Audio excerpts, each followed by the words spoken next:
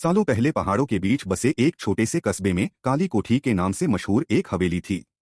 लोग कहते थे कि वहां सूरज डूबने के बाद कोई इंसान जिंदा वापस नहीं लौटता। गांव वाले उस जगह से दूर रहते थे क्योंकि वहां हमेशा एक गहरा अंधेरा छाया रहता था। रात के 9 बजे थे। बारिश रुक चुकी थी और आकाश में काले बादल तैर रहे थे। राजीव, जो एक जिज्ञासु पत्रकार था, उस हवेली के सच को जानने के लिए निकला। गांव वालों ने बहुत समझाया, बाबूजी वहां मत जाइए, उस कोठी में कुछ ऐसा है जिसे इंसानी आंखें सहन नहीं कर पाएंगी।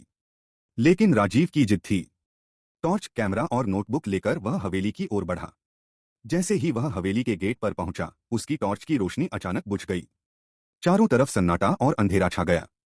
अजीब बात यह थी कि वहां खड़े होते ही राजीव को लगा जैसे कोई उसकी सांसों को सुन रहा हो। दरवाजा धकेलते ही वह खुद ब खुद कर कर की आवाज के साथ खुल गया। अंदर चारों तरफ मकड़ी के जाले, टूटी खिड़कियां और फर्श पर बिखरे कांच के टुकड़े पड़े थे।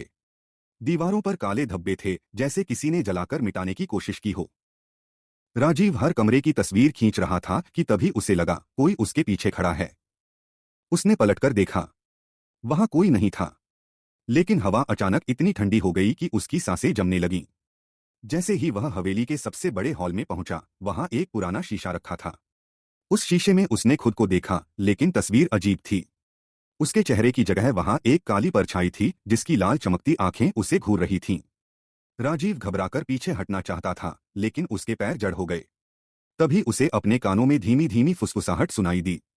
अब तू यहां से जा नहीं पाएगा, अंधेरा तुझे निगल लेगा।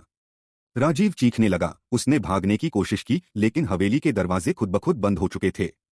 टॉर्च पूरी तरह से फेल हो गई थी।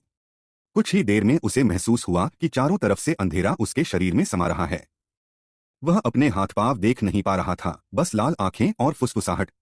अब तू भी इस हवेली का हिस्सा बन गया। सुबह गांव वालों ने देखा कि हवेली के दरवाजे खुले पड़े थे। अंदर राजीव का कैमरा पड़ा था, जिसमें आखिरी तस्वीर बस काले अंधेरे की थी। राजीव कभी नहीं मिला। तब से लोग कहते हैं कि काली कोठी का अंधेरा इंसान को निगल जाता है और जो भी वहां जाता है उसका नाम मिट जाता है।